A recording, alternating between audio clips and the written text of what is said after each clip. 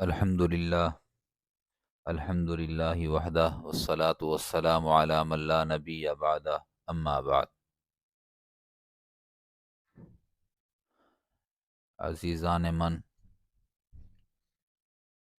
آج ہمارا مسئلہ یہ ہے کہ ہم نیک اعمال نہیں کرتے اور کبھی کرنا پڑ جائے یا کبھی کرتے ہیں تو جلد اکتا جاتے ہیں، چھوڑ دیتے ہیں۔ تو اس سے سمجھ کیا آتا ہے وہ یہ کہ ہم عادتاً کسی عمل کو کر رہے ہوتے ہیں، عبادتاً نہیں کر رہے ہوتے۔ عبادت تو یہ ہے کہ قرض ہے، فرض ہے، ہر حالت میں کرنی ہے، طبیعت چاہے نہ چاہے، موڈ ہو یا نہ ہو، مزاج کے موافق ہو یا وہ عمل مزاج کے خلاف ہو۔ مثال کے طور پر تو ہم اس عمل کو عادتاً کر رہے ہوتے ہیں، مزاجاً کر رہے ہوتے ہیں، عبادتاً نہیں کر رہے ہوتے۔ عبادت کو، عمل کو عبادت کے طور پر کریں گے تو پھر سردی اور گرمی، بہار اور خزاں، حالات موافق یا مخالف، پھر ان چیزوں کو نہیں دیکھا جائے گا۔ پھر سفر ہے، حضر ہے، طبیعت چاہ رہی ہے یا نہیں چاہ رہی، موڈ ہے نہیں ہے، موسم ہے موسم نہیں ہے، سردی گرمی ہے، پھر وہ یہ چیزیں اس کے لیے رکاوٹ نہیں بنے گی۔ آج تو تھوڑی سی بیماری کے وجہ سے نمازیں ضائع ہو جاتی ہیں، نزلے زکام کی وجہ سے تلاوت کلام پاک سے بندہ منہ موڑ لیتا ہے، ہلکی سی تکلیف سے یا تھوڑے سے سفر کی وجہ سے بندہ ذکر اذکار سے محروم ہو جاتا ہے۔ تو میرے عزیزو، جو عمل کرنا ہے وہ عبادت سمجھ کے کیجئے، اللہ کا حکم سمجھ کے کیجئے، تو اس میں مزہ آئے یا نہ آئے۔ بابا نے عجیب جملہ ارشاد فرماتے ہیں کہ بعض دفعہ ذکر کرنے میں لطف آتا ہے اور بعض دفعہ اللہ کا ذکر کرنے میں لطف جسم کو نہیں آ رہا ہوتا، روح کو نہیں آ رہا ہوتا، بندہ ویسے ہی زور بھرے ہوا ہے، اللہ اللہ اللہ اس کی ضربیں لگا رہا ہوتا ہے۔ فرمایا کہ کیا یہ کم ہے میاں، یہ کم ہے، لطف آئے یا نہ آئے یہ تھوڑی بات ہے کہ اللہ تجھے اپنے نام لینے کی توفیق عطا فرما رہے ہیں۔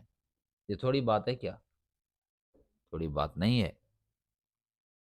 ہم لطف کے لیے تھوڑا اللہ کا ذکر کر رہے ہوتے ہیں، ہم لطف کی خاطر تھوڑا نماز پڑھ رہے ہوتے ہیں، ہم لطف کی خاطر تھوڑا ہم قرآن پاک کی تلاوت کر رہے ہوتے ہیں، اس لیے کر رہے ہوتے ہیں اللہ کا حکم سمجھ کر۔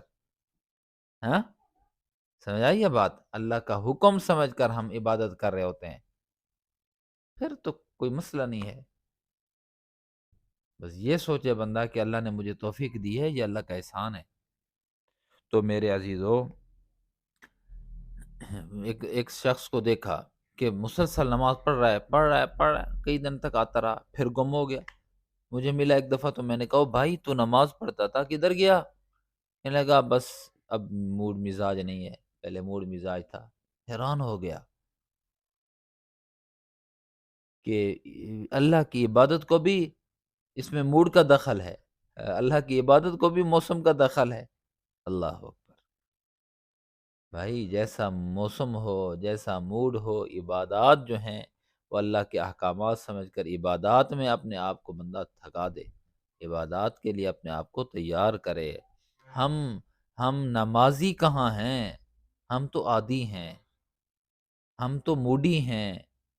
موڈ کر رہا ہے تو صفحے کے صفحے قرآن پاک کے پڑھے جا رہے ہیں، تسبیحیں ہیں تو مسلسل پڑھی جا رہی ہیں، موڈ ہو رہا ہے تو تہجد نہیں چھوٹ رہی، اور جب موڈ نہیں ہے تو فرائض میں بھی کوتاہی ہو جاتی ہے۔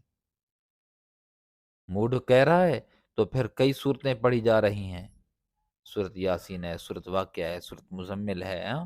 فلاں صورت ہے، فلاں صورت ہے، صورت بقرہ ہے، پڑھی جا رہی ہے، اور جب موڈ مزاج نہیں ہے تو وہی بندہ قرآن پاک کو کھول کر بھی نہیں دیکھتا۔